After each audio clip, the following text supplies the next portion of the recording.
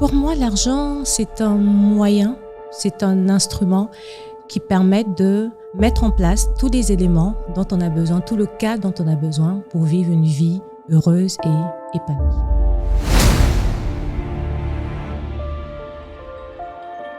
La richesse, pour moi, ce serait tous les éléments tangibles et intangibles qui permettent justement à une personne de se sentir heureux, épanoui, en harmonie avec elle-même. Est-ce que je me considère comme riche? Oui, dans une certaine mesure, parce que j'ai des acquisitions matérielles, j'ai un certain pouvoir financier, donc je dirais oui. Si on parle de la richesse financière, oui, je me considère comme étant riche. Et à partir de quel moment tu penses que quelqu'un peut se considérer comme riche en fonction du contexte dans lequel il vit? Mais à partir du moment où il est arrivé à son seuil de satiété. J'aime appeler ça comme ça parce que j'estime que tout le monde a un seuil de satiété. Donc, tout le monde n'est pas emmené à avoir les mêmes montants d'argent, avoir les mêmes acquisitions matérielles et financières. Chacun a un niveau où il ressent le fait que je suis bien, ce que j'ai me suffit, je suis heureux, je suis, équilibré dans une certaine mesure avec ce que j'ai. Donc en réalité, ça dépend des personnes, ça dépend des aspirations et des ambitions de tout un chacun. Donc il n'y a pas véritablement de standard pour moi à ce niveau-là. Est-ce que tu penses qu'il y a un lien entre la confiance en soi et le pouvoir financier? Tout à l'heure, tu l'as dit, et vraiment bien à propos, l'argent prend énormément d'importance maintenant. Et on a vraiment l'impression que l'argent maintenant représente une finalité. Ce n'est plus un moyen, c'est la finalité, c'est le but de la vie en quelque sorte. Oui, il faut que j'ai de l'argent, il faut que je fasse tout parce qu'il faut que j'ai de l'argent. Maintenant, après, par derrière, quelles sont les motivations qui poussent les gens à vouloir acquérir autant d'argent? Et en général, ce sont des motivations extérieures. Oui, si j'ai de l'argent, je serai considéré. Si j'ai de l'argent, je serai respecté. Si j'ai de l'argent, je serai accepté. À la limite, même si j'ai de l'argent, je serai aimé. Mais en ce moment-là, si l'argent permettait d'acquérir tout ça, ça voudrait dire que quelqu'un qui a plein d'argent est forcément quelqu'un qui est heureux et épanoui. On se rend compte que ce n'est pas le cas.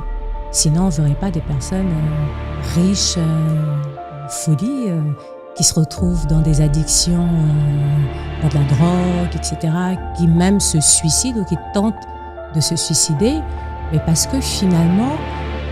Les pauvres se suicident aussi.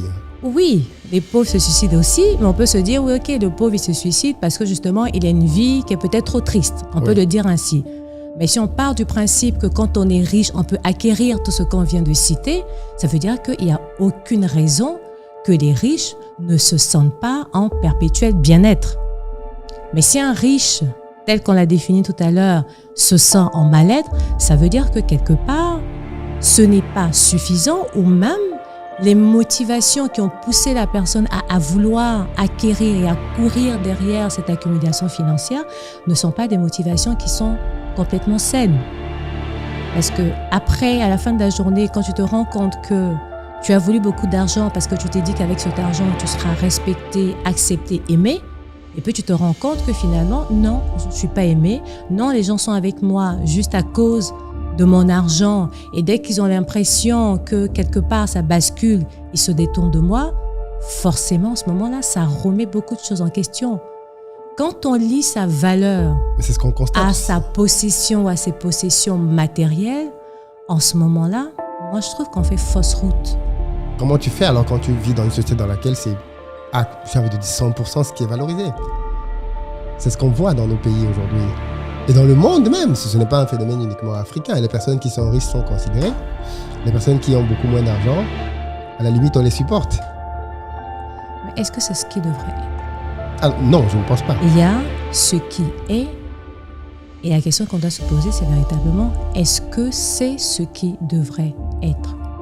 Parce qu'on voit les conséquences.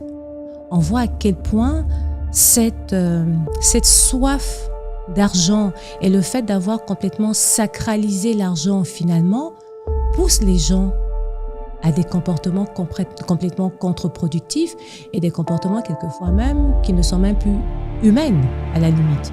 Tu penses à quoi par exemple? Mais des gens qui se livrent à tout et à n'importe quoi pour avoir de l'argent, qui sont capables de faire par exemple des sacrifices rituels, de mettre la vie d'autres personnes en danger, parce que leur objectif à la fin de la journée, c'est de pouvoir être riche et avoir tous les honneurs, etc., qui, pour ces personnes-là, en tout cas pour la société, sont rattachés à la richesse.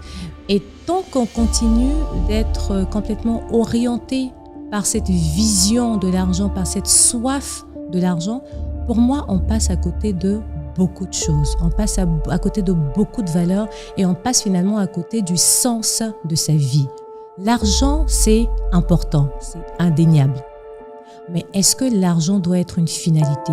Est-ce que la recherche de l'argent doit se faire envers et contre tous? Est-ce qu'il faut se lancer dans toutes sortes d'activités les plus répréhensibles possibles juste parce qu'on veut de l'argent? Est-ce que lorsqu'on a beaucoup d'argent, mais qu'on l'a obtenu par des moyens qui sont des moyens qui ne sont pas très sains, est-ce qu'on a le vrai respect? Est-ce qu'on n'a pas un respect de face à... Est-ce que les gens ne sont pas là, ne font pas la courbette juste à cause de ce qu'on sait, ce qu'on pense qu'on va nous donner en retour? Est-ce que si l'argent n'est plus là aujourd'hui, on aura le même respect et on aura la même considération? Si le respect que j'inspire... Non, on n'aura plus le même, non. Si le respect que j'inspire dépend du montant de mon compte en banque ou de mes possessions matérielles, mais une fois que je perds ça,